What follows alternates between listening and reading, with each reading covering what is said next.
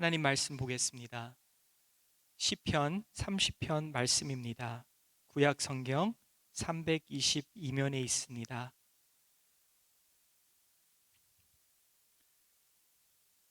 제가 먼저 읽겠습니다.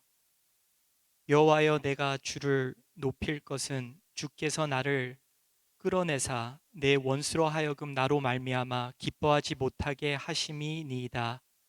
여호와 내 하나님이여, 내가 주께 부르짖음에 나를 고치셨나이다. 여호와여, 주께서 내 영혼을 수월에서 끌어내어 나를 살리사 무덤으로 내려가지 아니하게 하셨나이다. 주의 성도들아, 여호와를 찬송하며 그의 거룩함을 기억하며 감사하라. 그의 노염은 잠깐이요 그의 은총은 평생이로다. 저녁에는 울음이 깃들일지라도 아침에는 기쁨이 오리로다. 내가 형통할 때 말하기를 영원히 흔들리지 아니하리라 하였도다. 여호와여, 주의 은혜로 나를 산같이 굳게 세웠더니 주의 얼굴을 가리심에 내가 근심하였나이다. 여호와여, 내가 주를 부르짖고 여호와께 간구하기를 내가 무덤에 내려갈 때 나의 피가 무슨 유익이 있으리요? 진토가 어떻게 주를 찬송하며 주의 진리를 선포하리이까? 여호와여, 들으시고 내게 은혜를 베푸소서. 여호와여, 나를 돕는 자가 되소서 하였나이다.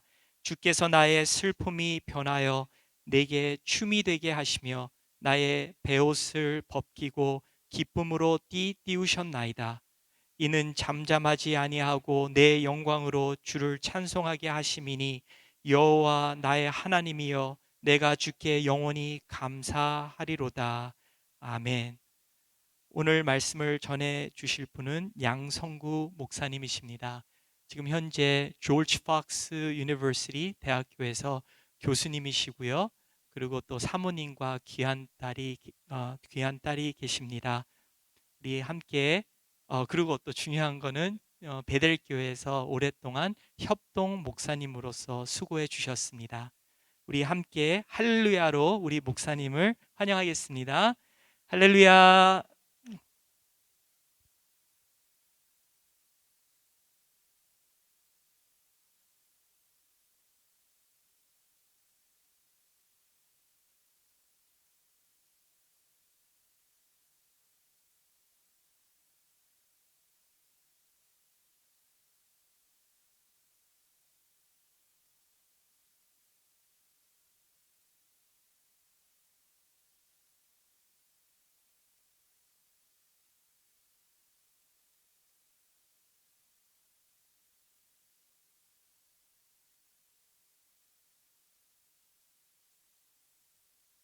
하나님의 말씀 묵상하도록 하겠습니다.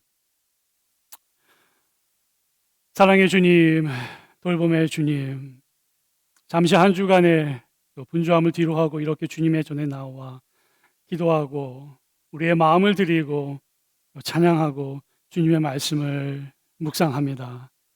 주님 원하시는 대로, 주님 뜻대로 우리의 마음과 삶을 이 시간 빚어 주시옵소서. 특별히 주의 말씀이 선포되어질 때 하나님의 말씀을 듣는 자, 그리고 선포하는 자 모두 겸손히 주의 말씀 앞에 나아가 주의 말씀으로 인하여 큰 변화받고 도전받고 또 세상에 나아가 주 예수 그리스도의 복된 소식을 전하는 우리 모두 될 수 있도록 이 시간 인도하소서. 감사와 찬양을 온전히 주님께 올려드리며 살아계셔서 역사하시는 예수 그리스도의 이름으로 기도합니다. 아멘. 시편 30편 함께 우리 교독하셨는데요. 이 본문 말씀의 근거에서 오늘 치유하시고 돌보시는 하나님이라는 제목으로 우리 함께 말씀을 나누도록 하겠습니다. 치유하시고 돌보시는 하나님. 우리가 신앙 가운데 고백하기를 우리 하나님은 참 좋으신 분이셔서 우리를 사망과 고통과 아픔에서 치유하여 주시고 또한 돌보아 주시는 분임을 우리가 고백을 합니다.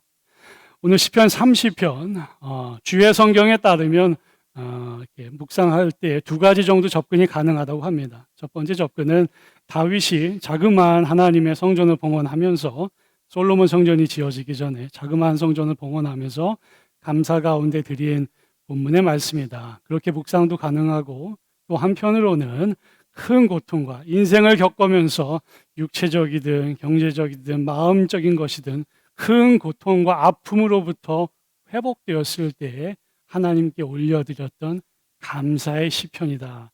라는 그 두 번째 주제로도 이 말씀을 묵상할 수 있다고 합니다. 그래서 오늘 이 시간에는 그 두 번째 주제, 인생을 겪으면서 살아가게 되는 큰 어려움과 아픔 속에서 주님이 구원하여 주시고 회복시켜 주셨을 때 드려졌던 감사의 시편이다라고 하는 주제로 오늘 본문의 말씀을 함께 나누고자 합니다. 우리 사랑하는 베델의 성도 가족 여러분, 혹시나 인생을 살아오시면서 여러 가지 삶의 고통 가운데서 혹은 육체와 마음의 큰 아픔 가운데서 혹시 하나님의 큰 은혜와 치유와 회복을 경험하신 적이 있으신지 모르겠습니다. 혹시나 신앙생활 5년 혹은 10년 혹은 짧게는 1년 해오셨다면 하나님께서 치유하시고 돌보시는 은혜를 삶 가운데서 작게 혹은 크게 경험해 보셨으리라 믿습니다. 한 35년 전 혹은 30년 전인 것 같습니다. 저희 얘기를 짧게 드리겠는데요. 저에게도 작지만 어린 마음에 큰 하나님의 치유와 돌봄의 은혜를 경험케 하셨습니다. 한 35년 전에 한국에 있으면서 경기 북부안 위치한 작은 마을에 저희 가정이 살았는데요. 저는 굉장히 활동적이고 문제가 많은 아이였습니다. 요즘은 좀 문제가 적은데 당시에 굉장히 활동적이고 문제가 많은 아이였습니다. 어떤 문제도 있었냐면 제가 살던 그 한옥 1층 집 뒤편으로 양씨 가문의 선산이 있었습니다. 제가 그 선산을 2번 불에 태워 먹었습니다. 진짜로 태웠습니다. 실수로 태웠는데 동네 분들이 굉장히 저를 싫어했어요. 제가 살던 한옥집도 한 번 태워 먹을 뻔했었습니다. 또 밤나무 타고 잣나무 타기도 좋아해서 나무에서 타고 내리는 거 좋아했고요. 제가 살던 한옥 지붕에서 뛰어내리기도 굉장히 좋아했던, 부모님은 굉장히 싫어했지만 저는 뛰어내리는 걸 굉장히 좋아했던, 그렇게 활동적이고 문제가 많은 아이였습니다. 혹시 집안에 혹은 교회 가운데 혹은 이웃 가운데 문제가 많은 아이들을 다 보신다면 그 아이들을 다 더해 보세요. 저의 어릴 적 모습을 상상이 되실 겁니다. 그렇게 활동적인 아이였는데요. 어느 날 갑자기 무릎의 이상으로 걸을 수가 없었습니다. 아침에 일어나는데 무릎이 힘이 들어가지가 않아요. 그래서 걸을 수가 없는, 제가 어린 마음에 무슨 일인지 알 수가 없죠. 가족도 많이 걱정하기 시작했고, 그래서 부모님과 함께 시내에 있던 작은 정형외과 병원에 갔는데 의사 선생님이 천천히 진단하시더니 이후 큰 도시에 있는 큰 병원에 가서 좀 정밀한 진단을 받아야 할 것 같다라고 하셨어요. 이미 오후 늦게였기 때문에 우리가 큰 병원으로 갈 수는 없었고 집으로 돌아오게 됐습니다. 큰 낙담이 너무 컸죠. 부모님도 그렇고 저도 그렇고. 이게 35년 전입니다. 뭐 인터넷 설치도 없던 시절이에요. 어떤 병원을 어떤 도시로 가야 할런지도 참 모르던 때였다는 겁니다.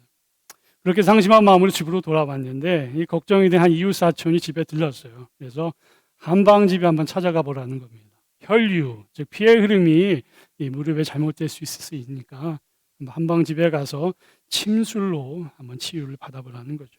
그래서 한방집에 가기로 결정을 했습니다. 한방집에 가기 전에 어머님이 이제 기도를 많이 하시더라고요.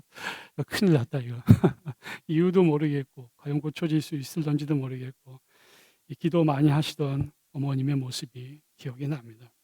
그렇게 기도하고 한방집에 갔어요. 두 무릎에 한방 침수를 받았습니다. 그 이후로 어떤 일이 있었을까요? 바로 그날 침수를 받고 나서 저희가 바로 걷고 뛰어놀 수 있었을까요? 그 사도행전 3절에 나오는 베드로가 그죠? 내게 금과 은은 없으나 일어나 걸어라. 그죠? 제가 그렇게 일어나 걸을 수 있었을까요? 그럴 수 있었으면 얼마나 좋을 수 있었을까요? 아직 무릎에 좀 힘이 약하고 걸 수가 없더라고요. 한방 선생님이 잠자면서 하루 지나면서 차도가 있을 수 있으니까 집에 가서 한번 기다려보고 쉬라고 하는 거예요. 그래서 위로의 마음을 긁고 돌아왔는데 여전히 걱정은 되죠. 저는 너무 어렸으니까 피곤한 마음에 바로 잠이 들었는데 저희 어머님은 이제 잠들지 못하시죠. 제 기억상을 밤새 기도하신 것 같아요. 그런 기도죠. 주님, 하나님, 이 어린아이, 이 앞길이 구만리 같은 아이인데 주님 치유해 주십시오. 우리는 무슨 이유인지도 모르겠고 지금 한방병원도 다녀오고 양의원도 다녀왔는데 주님 방도가 없습니다. 돌보아 주시고 치유해 주십시오. 정확하게 기억이 않지만 그렇게 어머님이 밤새 기도하셨던 것은 기억이 납니다. 자, 그렇게 기도의 시간이 지나고 해가 뜨고 아침이 밝았습니다. 저에게 어떤 일이 있었을까요? 이번엔 걸을 수 있었습니다. 네. 이번에 무릎에 좀 힘이 들어가고 아직 뛸 수는 없었지만, 아직 나무에서 뛰어내릴 수는 없었지만 다시 한번 걸을 수 있는 힘이 생기더라는 거예요. 작은 기적이었죠. 예수님께서 어린 여자에게 달리라고 하시면서 어린아이를 일어나 걸어라 하고 선언하시면서 이렇게 세우셨는데, 저에겐 그런 기적까지는 아니었지만 기도 가운데 다시 한번 회복되어 수 있었다는 겁니다. 물론 곧바로 한방 선생님께 전화를 했죠. 선생님 나았습니다. 치유해 주신 것 같아요. 그렇게 말씀을 드렸지만 또 한편으로는 신앙의 사람으로서 주님, 기도하고 구할 때 치유하여 주시는 하나님의 은총을 맛보았습니다. 당신이 치유하셨고 일으켜 세워주셨습니다. 저희 소식적 이야기를 초반부에 길게 드려서 죄송스럽지만 오늘 함께 읽은 이 시편 30편의 말씀을 묵상하고 기도하는 가운데 이 시편 기자가 느꼈던 감동과 기쁨이 바로 제가 그 소식적인 경험한 감동과 기쁨과 거의 일치하다는 인상을 받습니다. 오늘 시편 30편의 2절부터 4절입니다. 굉장히 들떠있는 시편 기자를 보게 됩니다. 여호와 내 하나님이여, 내가 주께 부르짖으며 나를 고치셨나이다. 여호와여, 주께서 내 영혼을 스올에서 끌어내사 나를 살리시고 무덤으로 내려가지 않게 하셨습니다. 주의 성도들아, 혹은 나의 영혼아, 여호와를 찬송하며 그의 거룩한 이름을 기억하며 감사하라. 하나님의 회복을, 하나님의 돌봄을 찬양하고 기뻐하고 있는 것을 보게 됩니다. 오늘 이 시편 기자도 두 군데 이상에서 굉장히 자신의 절망적인 상황을 이야기합니다. 그 절망적인 상황이 육체적인 것인지 심리적인 것인지 경제적인 것인지 이 본문 자체는 정확하진 않지만 그가 절망적인 상황 가운데 있었던 것은 이 시편에서 분명하게 드러난다는 것이죠. 그리고 이 시편 기자가 잘 아는 것이 또 하나 있으니 무엇입니까? 그 절망적인 상황 가운데서 내 자신을 보니까, 이웃을 둘러보니까 해결책이 없다는 거예요. 도움이 없다는 겁니다. 주님, 이 해결할 수 없는 절망의 상황 가운데서 나를 구원하여 주시겠습니까? 내가 부르짖으오니 주님, 나에게는 아무런 힘과 도움이 없으니 나를 구원하여 주시겠습니까? 그렇게 기도하는 가운데 하나님의 회복을 맛보았다는 것이죠. 오늘 우리가 시편 기자가 살아가고 있던 그 사회 문화적 혹은 종교적인 상황을 이해하면 이 시편 기자의 간절한 기도의 외침이 왜 우리에게 그토록 중요하게 다가오는지 좀 잘 알 수가 있습니다. 이 시편 기자가 겪고 있던 아픔과 고통이, 특별히 그것이 육체적이고 혹은 의학적인 고통과 아픔이었다면 이 시편 기자가 왜 그토록 간절했는지 잘 이해가 된다는 것입니다. 이 시편이 쓰여지던 시절 잘 아시죠? 2500년 전입니다. 혹은 3000년 전이라는 것입니다. 2500년 전, 3000년 전 몸이 아프고 심각한 질병이 찾아오면 사람들이 어떻게 반응해야겠습니까? 오늘날처럼 전문의가 있는 병원 혹은 간호사님이 계신 병원에 찾아갈 수 있었을까요? 없었을까요? 없었습니다. 왜 그렇죠? 당시에는 병원이 없었죠. 병원이 없습니다. 그리고 당시에는 전문의도 없던 시절이에요. 백신도 없고 주사기도 없고, 심장이 아픈데 찾아갈 수 있는 심장 전문의도 없고, 간이 아프면 찾아갈 수 있는 간 전문의도 없고, 안과 전문의도 없고, 발 전문의도 당연히 없죠. 해부학 전문의도 없고, 당시에는 해부학 자체가 금지되어 있었죠. 뇌 전문의도 없고, 피부가 아프면 찾아갈 수 있는 피부과 전문의도 없는데 아프면 참아야 했던 시절이 바로 그 시절이라는 겁니다. MRI, 캣스캔은 말도 할 수 없는 시절이었죠. 물론 당시에 의술이 전혀 없었던 것은 압니다. 고대 시대에도 의술은 있었어요. 그러나 당시의 의술은 접근이 매우 불가했습니다. 왕, 그죠? 킹 정도가 아니면, 혹은 그 마을에 겁나게 부자가 아니면 당시에 발전한 의술을 경험하기란, 평민들에게 의술은 거의 접근이 불가능한 영역이었던 것입니다. 심지어 이게 중요하죠. 고대 세계에서는 팬데믹이죠. 오늘날 우리가 코비드를 겪고 있는데 유행병이 발생하면 어떻게 신학적으로 해석했는지 아시는지 모르겠습니다. 당시에는 오늘날과 같은 코비드, 즉 팬데믹이 발생하면 두 가지 해석이 가장 우세했습니다. 그리고 그렇게 살아가야만 했습니다. 그게 신앙이었습니다. 첫 번째 해석은 이 팬데믹, 유행병은 우리 죄 많은 인간을 향한 신의 징벌이다라고 생각을 했어요. 신께서 노하셨으니 우리가 회개해야 된다. 우리가 신의 노음을 달래야 이 팬데믹, 코비드가 물러간다고 생각했던 게 당시 시절입니다. 그래서 심지어는 산 사람을 제물로 드렸던, 제사도 드리던 것이 고대 근동의 상황이에요. 두 번째에서는 이런 팬데믹이 발생하게 되면 이러한 팬데믹은 인간을 괴롭히는 악한 영의 역사라고 해석을 했어요. 즉, 이 땅을 지배하기 원하는 악한 영이 팬데믹 혹은 코비드로 인간을 괴롭혀서 멸망시키려 한다고 생각을 했던 거예요.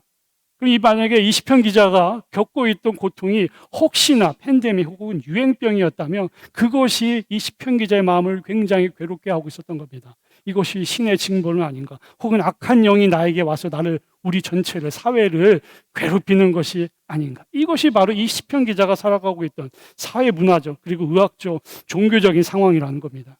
의학적으로는 여러 가지 질병의 원인을 찾아낼 수가 없고, 사회 문화적으로는 당시의 최고 의술은 오직 왕이나 가장 부유한 이들에게만 접근 가능했고, 종교적으로는 질병이나 팬데믹이 신의 징벌이나 악한 영의 역사로 인식되던 시절이라는 거예요. 이 상황 가운데서 이 시편 기자가 어디에서 도움을 찾을 수 있겠습니까? 하나님, 도와주십시오.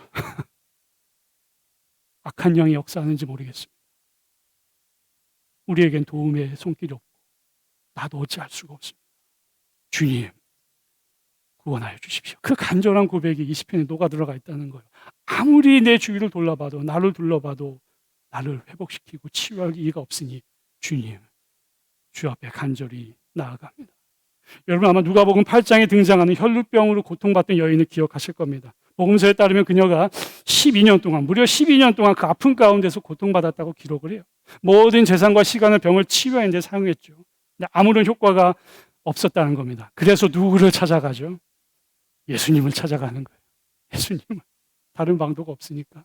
그런데 예수님을 찾아갔는데 정면으로 찾아가서 혹은 집안으로 초대해서 예수님을 얼굴과 얼굴을 대해서 보는 것이 아니라 어떻게 예수님을 접근합니까? 누가복음 8장에 따르면 몰래 뒤에서 접근했다고 하잖아요. 다른 사람 눈치채지 않게 예수님의 옷자락을 만지면 혹시나 내가 치유함을 받지 않을까라는 기대 가운데서 뒤에서 몰래 접근했다고 하잖아요. 왜 뒤에서 몰래 접근합니까? 당시 종교적 상황이, 사회적 문화적 상황이 그녀를 그렇게 만들었던 거예요. 사람들은 이 여인을 보면서 자네가 신의 징벌을 받은 것이야. 혹은 악한 영이 너에게 역사하고 있으니 너는 종교적으로, 신앙적으로 부정해.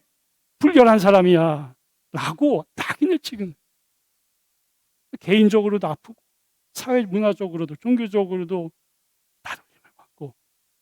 그래서 다른 사람들이 눈치채지 못하게 몰래 접근해서 주님, 옷자락을 만졌다는 거예요. 전능하신 주님은, 예수님은 나를 외면치 않을 것이다. 그죠? 주님은 나를 외면치 않으시고, 내가 혹시라도 그분의 옷자락을 만들면 나를 치유하시고 돌보아 주시리라. 그래서 예수님께서 여인의 손길을 느끼시고 여인이 치유함을 받으니까 뭐라고 예수님께서 말씀하세요? 주님 말씀하시잖아요. 딸아, 너의 믿음이 너를 구원하였다. 혹은 딸아, 너의 믿음이 너를 치유하였다. 주님만을 의지하였을 때 치유와 돌보심의 은혜가 가득히 넘쳤다는 것입니다. 사랑하는 베델의 성도 가족 여러분, 혹시나 아픔과 고통과 혹은 세상은 알 수 없는 그런 마음의 질병 속에서 오늘 하나님의 성전 가운데 나오셨습니까? 혹은 그러한 한 주간을 보내셨습니까? 이 시간에 우리 하나님은 참 좋으신 분이셔서 그 여인을 치유하셨듯이 우리 모두 각자를 말할 수는 없지만 주님께서 치유하여 주시고 돌보아 주시는 줄 믿습니다.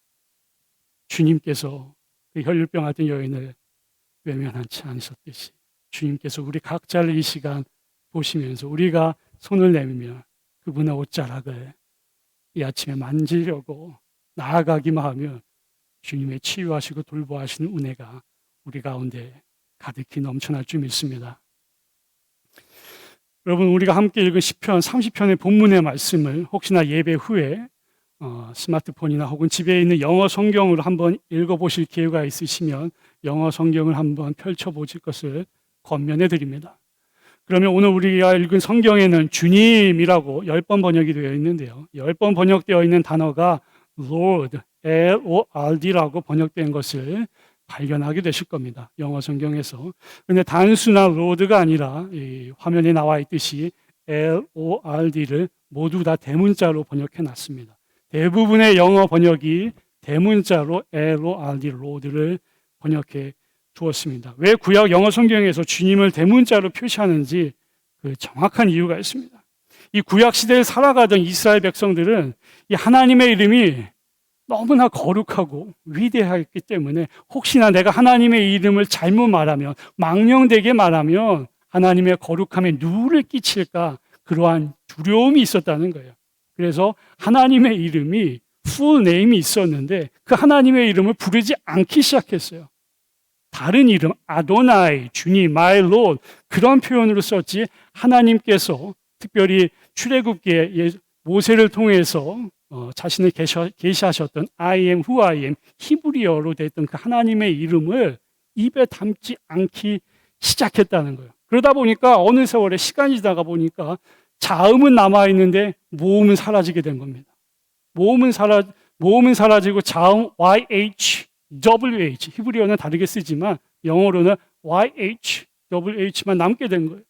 그래서 역사의 한 시점에서 이스라엘 백성들이 이 하나님의 이름을 부르는 방법을 완전히 잊어버렸습니다. 긴 시간 동안 하나님의 이름을 너무 거룩한 이름이다 보니까, 부르지 않았다 보니까 잊어버리게 된 거예요. 차후에 시간이 지나가면서 그래도 하나님의 이름을 불러야 되지 않을까 싶어서 모음을 더해서 우리가 부르게 되는, 오늘날에 부르게 되는 이름이 야훼 혹은 지호바입니다. 야훼, 지호바, YHWH가 거기에 들어가 있죠. 그죠? 영어 이름을, 하나님의 이름을 보게 되면. 그런데 이 시편 기자가 오늘 주님의 이름을 부르면서 무엇을 사용하고 있느냐? 바로 이 YHWH를 10번 사용하고 있다는 거예요. 구약 성경을 보면 하나님의 이름을 부르는 여러 가지 표현들이 있습니다. 한 대략 7, 8가지가 있는데 엘로힘, 엘샤다이, 엘로하라고 하는 하나님의 이름을 불렀던, 거룩한 이름을 불렀던 이름들이 있어요. 그런데 이 YHWH만은 가장 지극히 거룩하신 하나님을 지칭하는 표현으로 고대 시대에 사용이 되었다는 거예요. 그런데 이 가장 거룩하신 하나님, Lord 혹은 YHWH가 이 짧은 시편 9절, 12편밖에 안 되는데 이 안에 몇 번 등장하는지 혹시 카운트 하셨습니까? 10번 등장한다는 거예요. 주님, 거룩하신 주님, YHWH. 감히 이름조차 내가 발설할 수 없는 위대하신 하나님, 전능하신 하나님. 그럼에도 불구하고 내가 부르짖으오니 도와주옵소서. 당신의 치유하시고 돌보시는 은혜는 바로 이 YHWH, 거룩하시고 위대하신 하나님으로부터밖에 올 수 없다는 것을 이 시편 기자가 고백하는 것입니다. 하나님, 거룩하신 하나님, 당신이 나의 인생의 주인이십니다. 당신만이 나를 구원하실 수 있으십니다. 당신의 기적적인 역사로 나를 돌보아 주소서. YHWH, 주님, 당신만 의지합니다. 하나님만 의지합니다. 돌봐 주십시오. 우리 사랑하는 베델 가족 성도 여러분, 대부분 다 백신을 맞으시고 이 자리에 와 계시다 생각이 들어요. 저와 아내 역시 5월, 6월에 걸쳐서 백신을 맞았는데요. 어르신들이 혹은 이제 먼저 맞으셨던 분들이 좀 이게 워닝, 그죠? 경고를 하셨어요. 1차는 좀 괜찮은데 2차는 많이 아플 거다. 그래서 조심해라 그러더라고요. 몸 관리 잘해라, 건강하게 그러더라고요. 5월에 1차를 맞았는데 괜찮았습니다. 아주 기고만장했습니다. 뭐 아무런 아픔이 없더라고요. 오늘 시편 기자도 30편 6절인 것 같은데 그런 표현을 쓰죠. 내가 형통할 때 말하기를 영원히 흔들리지 아니하리로다. 저도 생각하기를 뭐 코비드 정도는 물리칠 수 있겠구나. 이 백신의 힘이 좋겠구나. 맞아도 아프지 않다. 정확하게 한 달 후에 이제 2차를 맞았습니다. 첫 한두 시간 정도는 아무런 아픔이 없더라고요. 제가 몸이 약해서 그랬던 것 같긴 한데 5시간 정도 지나니까 몸이 좀 떨려오기 시작했습니다. 정신이 없어요. 아무런 일도 손에 잡을 수가 없는 겁니다. 이미 우리 아내는 낙다운이 됐어요. 침대 속에 들어가서 안 나와요. 한두 시간 지났는데 저 거실에서 잠시 앉아 있었는데 울음소리가 들리기 시작한 겁니다. 2층으로부터. 아내가 울기 시작해요. 눈물을 흘리지 않는데 펑펑 우는 겁니다. 백신의 반응이 시작되는 거죠. 그래서 심지어 사실 전화도 했습니다. 24시간 간호 서비스에 전화해서 상당히 아프다. 견딜 수가 없다. 네, 정상이라고 하더라고요. 참고 견디면 다음날 아침에 괜찮아진다. 그러나 당사자는 그렇지가 않죠. 마음이, 그죠? 아내는 울고 있고 저 역시 누워 있는데 4시간, 5시간 제가 몸이 많이 약했던 것 같아요. 뒤척이던 제 모습을 발견했습니다. 얼마나 정신이 없던지. 그 와중에 새벽 한 5시, 6시였던가요. 눈을 떴는데도 몸에 차도가 없어요. 그래서 어찌하겠습니까? 그래도 믿는 사람이니까 기도하기. 감히 일어서지는 못하겠더라고요. 누워서 주님 살려주십시오. 돌봐주십시오. 이거 정말 속된 말로 장난이 아닙니다. 주님의 위로와 돌보심이 필요합니다. 감사하게도 저는 다음날 아침 깨어보니까 말끔히 머릿속에 괜찮더라고요. 잘 수가 있었는데 아내는 한 3일 정도 계속 고생했던 것을 제가 기억하게 됩니다. 그 와중에 참 감사의 기도가 많이 나오더라고요. 주님, 이렇게 그나마 백신을 허락하여 주셨어. 좋은 사람들에게 지혜를 주셔서 이렇게 우리가 좋은 세상 다시 한번 누릴 수 있도록 백신 허락해 주시니 감사하고, 또 이렇게 제 몸도 아팠지만, 아내 몸도 3일 동안 아팠지만 하나님께서 치유하시고 돌보시는 은혜가 당신께 있음을 간절히 고백합니다. 오늘 시편 기자가 모르겠습니다. 혹시 팬데믹을 겪고 있었는지 혹은 다른 아픔을 갖고 있었는지 시편 기자가 바로 그러한 고백을 쭉 이어가고 있다는 거죠. 하나님 감사합니다. 그저 감사합니다. 나를 구원하시니 치유와 돌봄의 손길을 허락하여 주시니 감사합니다. 물론 우리가 잘 알고 있죠. 그죠? 인생을 살아가면서 육체의 질병이나 인생의 문제가 모두 우리가 기도할 때 해결되는 것은 아니라는 것을 잘 압니다. 특히나 우리가 인생을 살아가면서 육체의 질병과 아픔이, 그죠? 우리가 생을 다하는 마지막 순간에는 결국 질병과 아픔으로 인하여서 하나님 품에 안기게 되는데, 우리가 기도하는 가운데 그럼에도 불구하고 우리가 받을 수 있는 은혜는 바로 돌보시고 위로하시는 하나님이라는 것이죠. 우리가 성경 전체를 보게 되면 하나님께서, 전능하신 하나님께서 우리가 고통 가운데 그리고 상심 가운데 울부짖을 때 주님께서 원하실 때 늘 치유하시고 또 위로해 주신다는 것이죠. 그러나 돌보심이 필요할 때는, 삶의 특히 마지막 순간에서 우리 가운데 돌보심이 필요한 그 순간에는 여전히 하나님께서 우리를 외면치 않으시고 그 순간에도 우리를 크게 붙들어 주신다는 것이죠. 일본 신학자 가조 기타모리라는 분이 있습니다. 가조 기타모리. 그분이 신학적인 아이디어를 혹은 신앙적인 큰 감동을 우리에게 주었는데, 그분의 책의 제목이 이거예요. 하나님의 아픔의 신학입니다. 책 제목이 그래요. 한번 생각해 보세요. 하나님의 아픔의 신학 혹은 하나님의 아픔의 마음. 무슨 뜻이었을까요? 하나님께서 우리의 아픔을 너무나 잘 아신다는 겁니다.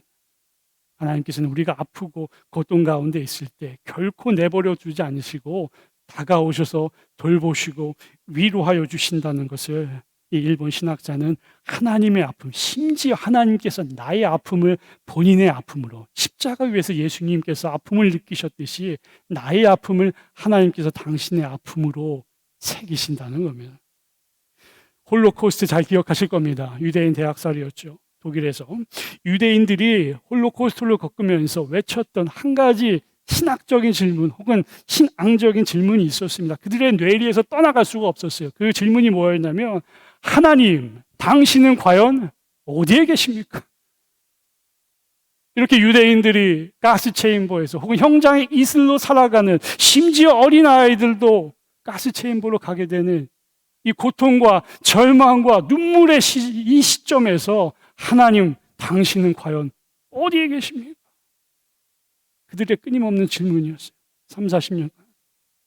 그때 그들이 발견하고 나누었던, 같이 감옥에 있으면서 동료 수감자들하고 가스 체인볼을 앞두면서 나누었던 신앙의 고백이 참으로 위대합니다. 그들은 그렇게 고백을 했어요. 하나님께서 심지어 나와 우리 모두와 함께 저 가스 체인버에 함께 계십니다. 하나님께서 우리와 함께 그곳에서 아파하십니다. 예수 그리스도께서 십자가 위에 달리신 것처럼 심지어 형장의 이슬에 달리는 그 나무 위에 하나님께서는 우리와 함께 같이 달리사 우리를 결코 포기치 않으십니다. 그 생의 마지막 순간에도 나를 돌보아 주신다. 이 유대인들이 그런 고백을 했고 우리 기독교인들에게도 신앙의 아름다운 신앙의 유산으로 전수해 주었다는 것입니다. 사랑하는 베델의 성도님, 가족 여러분, 설교 시작에 말씀드렸듯 그리고 인생을 살아오시면서 많이 느끼셨듯이 우리 하나님 참 좋으신 하나님인 줄 믿습니다. 우리 하나님 참 좋으신 분이셔서 우리가 필요할 때마다 우리를 사망과 고통과 아픔에서 치유하시고 또한 우리의 필요에 따라 어떤 상황 가운데서도 돌보아주는 하나님이신 줄 믿습니다. 치유하시고 돌보시는 바로 그 하나님. 왜 하나님께서 우리를 그렇게 사랑하시고 돌보실까요? 시편 139편 나중에 읽어보시면 이렇게 쓰여 있습니다. 하나님께서 우리 모두를 신묘 막측하게 지으셨다. 한글로는 그렇게 번역을 해두었어요. 신묘 막측하게 만드시고 빚으셨다라고 쓰여 있습니다. 영어로는 이렇게 쓰여 있습니다. I am fearfully and wonderfully made by God. I am fearfully and wonderfully made. 하나님께서 나를, 우리 모두를 원더풀하게, 실제로 영어 성경에 그렇게 써 있습니다. 원더풀하게 만드시고 창세기 1장 so good, 아주 좋다. 내가 보기에 여러분 각자를 보시고 나를 보시기에 하나님께서 so good. 왜냐하면 하나님께서 나를 fearfully, wonderfully made. 하나님께서 나를 그렇게 원더풀하게 아름답게 만드시고 참 좋다 하시며 우리가 어떤 상황 가운데 있더라도 치유하시고 돌보시는 은혜로 우리와 함께하여 주신다는 것입니다.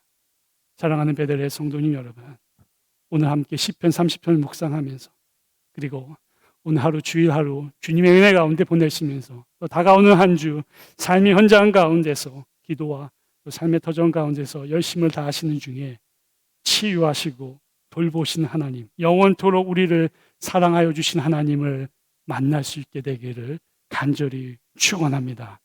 하나님께서 우리를 만드셨기에 나를 보고 원더풀하다, so good 하다 하셨기에 그 하나님은 우리로 하여금 다시 한번 웃게 하시고 기쁘게 하시고 다가오는 한 주간 주님의 이름 가운데 승리하며 또 한번 주의 이름을 만방에 선포할 수 있는 은혜를 허락하여 주실 줄 믿습니다.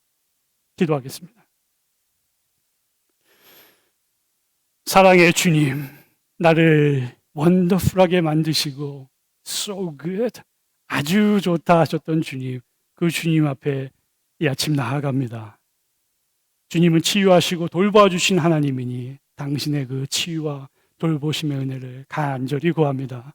특별히 우리 베델의 성도님들 가운데 혹시나 육체와 마음의 질병과 아픔 속에서 고통받는 이들이 있으시다면 주님 이 아침에 친히 차가워 주셔서 당신의 손으로 만져주시고 영어로 위로해 주시옵시고 새 힘과 권능을 얻어 주 안에 기쁨을 얻는 오늘 하루가 다가오는 한 주 되게 하여 주옵소서.